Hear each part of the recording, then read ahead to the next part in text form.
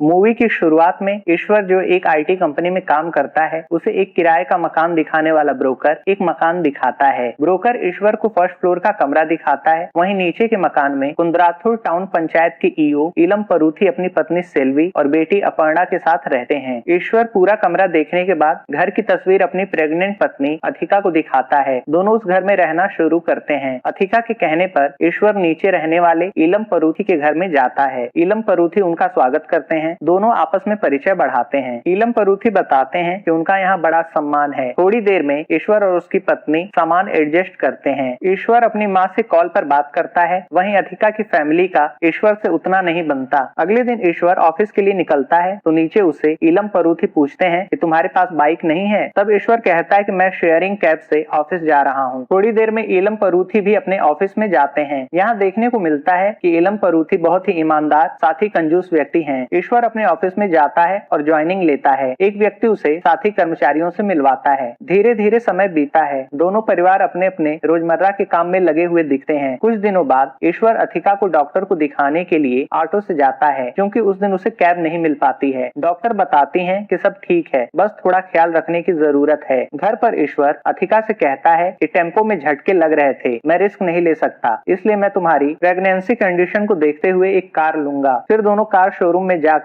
एक dark blue colour की car लेते हैं। रात में अधिका इलम परूथी से कहती है कि अंकल अपनी बाइक थोड़ा साइड कर लीजिए, हमें कार पार्क करनी है। इलम परूथी के पूछने पर अधिका बताती है कि हमने कार लोन पर ली है। इलम परूथी अपनी बाइक किनारे लगाते हैं। फिर ईश्वर अपनी कार को पार्क करता है, जिसकी लाइट इलम परूथी की आंखों को चुभती है। इलम परूथी मन ही मन जलन महसूस करते हैं। अगले दिन सुबह ऑफिस जाते समय इलम परूथी की पत्नी कहती है कि मैंने उन लोगों की कार देखी, कार बहुत ही सुंदर है। ये सुनकर इलम परूथी गुस्से में कहते हैं कि उन्होंने कार लोन पर ली है, पूरे पैसे देकर नहीं। उनकी वाइफ कहती है तो क्या, आप भी कार ले लीजिए ना, कब तक कंजूसी करेंगे। इलम परूथी कहते हैं चुप रहो, भूखी नहीं ना मर रही हो। इलम परूथी बाहर निकलते हैं तो एक व्यक्ति कहता है बधाई हो सर, आपने नई कार ले ली है। इस पर इलम परूथी कहते हैं ये मेरी कार नहीं है। इलम परूथी मन ही मन अपमान महसूस करते हैं। रात में इलम परूथी कॉल कर ईश्वर को बुलाते हैं और कार को थोड़ा साइड में लगवाते हैं। फिर वह अपनी बाइक खड़ी करते हैं। अगले दिन एक लड़का आता है जो ईश्वर की कार को वॉश करता है। इलम परूथी नोटिस करते हैं कि वो लड़का उनकी बेटी को देख रहा है। इलम परूथी को ये अच्छा नहीं लगता। रात में इलम परूथी ऑफिस से आकर बाइक अंदर करते हैं, तभी उनकी बाइक से कार में स्क्रैच लग जाता है, पर इलम परूथी को ये पता नहीं चलता। अगली सुबह कार वॉश करने वाला ईश्वर से बताता है कि आपकी कार में स्क्रैच लगा हुआ है। ईश्वर जाकर देखता है। फिर वह इलम परूथी से पूछता है कि क्या आपकी वजह से कार में स्क्रैच लगा है। इलम परूथी इनकार करते हैं। फिर ईश्वर देखता है कि कार पर स्क्रैच बाइक की डिक्की से लगी है। इलम परूथी को भी एहसास होता है। फिर वो माफी मांगते हैं। वो पैसे देने की बात करते हैं, पर ईश्वर मना कर देता है और आगे से ध्यान रखने को कहता है। इलम परूथी कहते हैं कि तुम भी अपनी कार थोड़ा सही से रखा करो। फिर दोनों में काफी बहस होती है। ऑफिस में ईश्वर डिस्टर्ब रहता है। रात को वह इलम परूथी से माफी मांगता है और दोनों छत पर जाकर शराब पीते हैं। जहाँ ईश्वर लाइफ में प्रेजेंट टाइम को जीने और सही मौके पर पैसे खर्च करने की बात करता है, वहीं इलम परूथी सेविंग करने की बात करते हैं। दोनों में फिर से विवाद होता है और इलम परूथी वहाँ से चले जाते हैं। सुबह में इलम परूथी की वाइफ मिक्सर बनवाने के लिए देती है, पर इलम परूथी गुस्से में मिक्सर फेंक देते हैं। इलम परूथी बाहर जाते हैं तो देखते हैं कि बाइक निकालने की जगह नहीं है। वो ईश्वर को कार साइड में करने को कहते हैं, पर ईश्वर उस समय खाना खा रहा होता है, इसलिए वह इलम परूथी को इंतजार करने को कहता है। इलम परूथी नाराज होकर पैदल ही ऑफिस चले जाते हैं। अधिका के कहने पर ईश्वर बाहर जाता है तो देखता है कि इलम परूथी पैदल ही ऑफिस चले गए। रात में ऑफिस से लौटने पर इलम परूथी अपनी बाइक को बीच में लगा देते हैं। ईश्वर लौटता है तो वह बाइक को किनारे लगाकर अपनी कार खड़ी कर देता है। बाइक स्टैंड पर सही ना लगी होने के कारण गिर जाती है। सुबह में बाइक गिरी देखकर इलम परूथी ईश्वर को नीचे लेकर आते हैं और बताते हैं कि तुमने बाइक क्यों गिरा दी। दोनों पार्किंग को लेकर झगड़ते हैं। इलम परूथी कार को बाहर खड़ी करने की बात करते हैं। ईश्वर बताता है कि मैंने कार मकान मालिक से पूछ कर ली है। दोनों हाथापाई करते हैं। रात को मकान मालिक दोनों को समझाता है। मकान मालिक इलम परूथी से कहता है कि ईश्वर ने मुझे कार बताकर खरीदी है, वैसे भी आपकी बाइक को कितनी जगह चाहिए, किनारे खड़ी करिए। ये सुनकर इलम परूथी सोच में पड़ जाते हैं। अगले दिन इलम परूथी कार शोरूम में जाकर महंगी कार बोलकर और पूरे पैसे देकर टॉप मॉडल कार लेते हैं। वह घर पर पहुंचते हैं और कार पार्क करते हैं। वह अपनी वाइफ से बताते हैं कि मकान मालिक ने कहा कि कार पार्किंग की जगह कार के लिए है, इसलिए मैंने कार ले ली। ये सुनकर उनकी पत्नी वहां से चली जाती है। इलम परूथी की पत्नी नाराज होती है, क्योंकि उन्होंने अपने अहंकार में ये कार ली होती है। रात में इलम परूथी ईश्वर से कहते हैं कि तुमने तो लोन पर कार ली है, पर मैंने मैंने नकद देकर कार ली है, अब तुम अपनी कार बाहर सड़क पर खड़ी करो। अपने कमरे में जाकर ईश्वर नाराज होता है। अथिका ईश्वर को समझाती है। सुबह में ईश्वर देखता है कि उसकी कार पर पक्षियों ने गंदा कर रखा है। वह अपने कार की सफाई करता है। अगले दिन एक व्यक्ति ईश्वर को डांटता है कि अपनी कार मेरे घर के सामने मत लगाओ। ऑफिस में सभी उसे पार्किंग की समस्या समझाते हैं। फिर ईश्वर ऑफिस में बहाना बनाकर जल्दी घर पहुंचकर कार पार्क कर देता है। रात में इलम परुथी देखते हैं कि ईश्वर ने अपनी कार पार्क कर दी है। फिर देखने को मिलता है कि इलम परुथी भी बहाना करके ऑफिस से जल्दी घर आकर कार पार्क कर दे रहे हैं। एक दिन दोनों ही हाफ टाइम में घर पहुंचकर कार पार्क की होड़ में निकलते हैं। घर पर दोनों एक ही टाइम पर आकर आमने सामने होते हैं। फिर ईश्वर तेजी से अपनी कार को घर में पार्क करता है, जिससे उसका साइड मिरर टूट जाता है। वहीं इलम परुथी कार पार्क नहीं कर पाते। अथिका ईश्वर को समझाती है कि तुमने कार पार्क करने के लिए अपनी कार को ही डैमेज कर लिया, ये तो हद है। अगली सुबह इलम परुथी कार में बैठकर इंतजार करते हैं कि ईश्वर अपनी कार निकाले तो मैं कार पार्क करूं, पर ईश्वर कैब लेकर वहां से चला जाता है। शाम को अथिका कहती है कि मुझे शॉपिंग जाना है, पर ईश्वर कहता है मैं कार निकालूंगा तो वह अपनी कार लगा देगा। अथिका नाराज होकर वहां से चली जाती है। रात में इलम परुथी को आइडिया आता है और वह पानी का मोटर खराब कर देते हैं। सुबह में मोटर सही करने वाला ईश्वर से कार हटाने को कहता है। ईश्वर समझ जाता है कि ये इलम परुथी का प्लान है। वह कार पीछे करता है। मोटर बनाने वाला कहता है कि आधा घंटा लगेगा ठीक करने में। ईश्वर वहां से चला जाता है। ये देखकर इलम परुथी जल्दी मोटर ठीक करने को कहते हैं। मोटर ठीक हो जाता है तो इलम परुथी तुरंत अपनी कार स्टार्ट कर कार पार्क करना चाहते हैं। तभी ईश्वर आकर अपनी कार पार्क कर देता है। वहीं इलम परुथी की कार डैमेज हो जाती है। इलम परुथी गुस्से में ईश्वर की कार पे पत्थर मार के उसके ग्लास को तोड़ देते हैं। दोनों के बीच झगड़ा शुरू हो जाता है। ईश्वर गुस्से में इलम परुथी को थप्पड़ मारता है। इलम परुथी सबके सामने बेइज्जत हो जाते हैं। सभी दोनों को अलग लेकर जाते हैं। मकान मालिक अथिका को कॉल कर डांट लगाता है और घर खाली करने को कहता है। अथिका ईश्वर को डांटती है कि क्यों हाथ उठाया, तुम कोई दूसरा घर ढूंढो। इधर ऑफिस में ईश्वर को डांट पड़ती है। घर पर ईश्वर नेट पर नया घर ढूंढता है। तभी पुलिस ईश्वर को लेकर पुलिस स्टेशन जाती है, जहां पुलिस बताती है कि इलम परुथी का कहना है कि तुमने उनकी बेटी को अकेले में छेड़ा है। ईश्वर चौंक जाता है। वहीं अपर्णा अपने पिता के कहने पर झूठा बयान देती है। ईश्वर को पुलिस अरेस्ट कर लेती है। घर पर अपर्णा अपनी माँ से बताती है। अपर्णा की माँ उसे डांटती है। अथिका इलम परुथी से कंप्लेन वापस लेने को कहती है। वह माफी मांगती है। इलम परुथी अथिका से कहते हैं ईश्वर की वजह से मेरी नींद खराब हुई है, मैं उसे चैन से नहीं रहने दूंगा। ये सब सुनकर अपर्णा को बुरा लगता है। इलम परुथी सॉन्ग लगाकर डांस करते हैं। उनकी बेटी अपर्णा को बहुत बुरा लगता है। वह अगले दिन पुलिस स्टेशन जाकर कंप्लेन वापस लेती है। ईश्वर को छोड़ दिया जाता है। घर पर अपर्णा का मामा अपर्णा पर नाराज होता है। फिर वह ईश्वर को धमकी देता है। अपर्णा अपने पिता को डांटती है। तभी ईश्वर बाहर जाकर अपर्णा के मामा और उसके आदमियों को दौड़ाकर पीटता है। वह सभी की पिटाई कर वहां से भगा देता है। ईश्वर 2-3 दिन इलम परुथी के ऑफिस के पास जाता है। इधर घर पर इलम परुथी की बेटी अपने पिता से नाराज होती है। इलम परुथी अथिका से माफी मांगते हैं कि मुझे अपनी बेटी का इस्तेमाल कर कंप्लेन नहीं करना चाहिए था। अगले सीन में इलम परुथी अपने ऑफिस में होते हैं। उसी समय ईश्वर उनसे मिलने आता है। वह चुपके से उनके कूड़ा बॉक्स में पैसे रख देता है। इलम परुथी सोचते हैं कि ईश्वर यहाँ क्यों आया होगा। तभी वह कूड़ा बॉक्स चेक करते हैं तो उसमें पैसे पाते हैं। वह घबरा जाते हैं और तेजी से बाहर जाते हैं। तभी वह इन्वेस्टिगेशन टीम को देखकर वापस अपने केबिन में आ जाते हैं। इन्वेस्टिगेशन टीम कहती है कि हमें खबर मिली है कि यहाँ रिश्वत ली गई है। वे सभी कमरे की जांच करते हैं। लाइट न होने का फायदा उठाते हुए इलम परुथी पैसे पंखे के ऊपर रख चुके होते हैं। जांच टीम को वहाँ कुछ भी नहीं मिलता। तभी लाइट आ जाती है और स्टाफ का प्यून फैन ऑन कर देता है। पैसे गिरते हैं और जांच टीम इलम परुथी को 30,000 रुपए कैश की रिश्वत के साथ गिरफ्तार करती है। इलम परुथी देखते हैं कि बाहर ईश्वर ये सब देखकर खुश हो रहा है। ईश्वर घर पहुंचता है तो न्यूज चैनल पर इलम परुथी की न्यूज चल रही होती है। अथिका के पूछने पर ईश्वर बताता है कि मैंने ही उसे फंसाया है। अथिका ईश्वर को डांट लगाती है। ईश्वर नाराज होता है कि उसने अपनी बेटी का इस्तेमाल कर मुझे गिरफ्तार कराया था। मैं उसके डर से घर खाली नहीं करूंगा। रात में इलम परुथी घर पहुंचकर सोच में डूबे होते हैं। उन्हें परमानेंटली सस्पेंड कर दिया गया होता है। इलम परुथी गुस्से में ईश्वर की कार के अगले पहिए के बोल्ट्स ढीले कर देते हैं। अगली सुबह ईश्वर अपनी पत्नी के साथ कार से निकलता है। इलम परुथी अथिका को देखकर चौंकते हैं, फिर भी वह कुछ नहीं बताते। ईश्वर अपनी वाइफ के साथ कार से जाता है। तभी रास्ते में कार का पहिया निकल जाता है और एक बड़ा एक्सीडेंट होने से बच जाता है। डॉक्टर बताती हैं कि बेबी ठीक है, पर आगे से ध्यान रखिएगा। ईश्वर को कॉल कर कार रिपेयरिंग करने वाला बताता है कि कार के बोल्ट्स ढीले थे। ये सुनकर ईश्वर समझ जाता है कि ये इलम परुथी का काम है। वह घर जाकर इलम परुथी को बाहर निकालता है। वह सबको सच्चाई बताता है। वह इलम परुथी की कार के शीशे तोड़ देता है। वह कहता है कि मेरी वाइफ प्रेग्नेंट है, थोड़ा तो सोच लेते। इलम परुथी पुलिस को कंप्लेन करने वाले होते हैं। तभी उनकी वाइफ और बेटी उन्हें डांटते हैं। दोनों इलम परुथी से झगड़ा कर घर से चली जाती हैं। इधर अथिका घर छोड़ने की बात करती है। ईश्वर अपने दोस्त से नया घर ढूंढने को कहता है। फिर दोनों पब में शराब पीते हैं। रात में अथिका फिसल कर गिर जाती है, जिससे उसे प्रसव पीड़ा शुरू हो जाती है। तभी ईश्वर घर पहुंचता है। वह पहले इलम परुथी से मिलता है। वह इलम परुथी से बताता है कि हम घर छोड़कर जा रहे हैं, पर ये मत समझना कि मैं तुझसे डर गया। ये सुनकर इलम परुथी गुस्से में ईश्वर पर बोतल से हमला करते हैं। फिर वह ईश्वर की पिटाई कर उसे बेहोश कर देते हैं। थोड़ी देर में वह ईश्वर के मोबाइल पर अथिका का कॉल देखते हैं। वह अथिका की बात सुनते हैं, फिर दौड़कर ऊपर जाते हैं जहां अथिका गिरी पड़ी होती है। फिर इलम परुथी अपने रूम में जाते हैं। तभी उन पर ईश्वर हमला कर देता है। इलम परुथी माफी मांगते हैं, पर ईश्वर उनकी बुरी तरह से पिटाई कर उन्हें बेहोश कर देता है। फिर वह गैस सिलेंडर ऑन कर देता है और एक छोटा मोबाइल ओवन में रखकर उसे ऑन कर देता है। वह कमरे को बंद कर चाबी फेंक देता है। फिर वह अपने कमरे में जाता है और अथिका को आवाज लगाता है। वह देखता है कि अथिका वहां नहीं है। वह सड़क पर जाता है और एक डिलीवरी बॉय से मोबाइल लेकर अथिका को कॉल करता है। कॉल एक नर्स उठाती है और बताती है कि अथिका ने एक बच्चे को जन्म दिया है। ईश्वर के पूछने पर वह बताती है कि अथिका को उसके पिता ने यहाँ एडमिट कराया है। ईश्वर के पूछने पर वह अथिका के पिता का नाम इलम परुथी बताती है। ये सुनकर ईश्वर समझ जाता है कि इलम परुथी ने ही अपनी कार से अथिका को हॉस्पिटल पहुंचाया है। वह तुरंत इलम परुथी को बचाने के लिए जाता है, पर दरवाजा नहीं खुल पाता। फिर ईश्वर घर की लाइट का मेन पावर कट कर देता है, जिससे ओवन ऑफ हो जाए और विस्फोट ना हो। अगले सीन में ईश्वर अपने बच्चे और अथिका के साथ हॉस्पिटल में होता है। फिर वह इलम परुथी से माफी मांगता है। इलम परुथी बताते हैं कि गलती मेरी है, मैं ही सहन नहीं कर सका। दोनों एक दूसरे से माफी मांगते हैं। ईश्वर इलम परुथी को अपनी वाइफ अथिका की मदद करने के लिए थैंक्स बोलता है और वहां से चला जाता है। अगले सीन में घर खाली होता है। ब्रोकर एक जोड़े को घर दिखाता है और पूछता है कि आपके पास कार है। वह व्यक्ति बताता है कि नहीं। ब्रोकर कहता है ठीक है, इस घर में कार अलाउड नहीं है। मकान मालिक ने कार वालों को घर किराए पर देने से मना किया है। दोस्तों, यहीं पर ये मूवी समाप्त हो जाती है।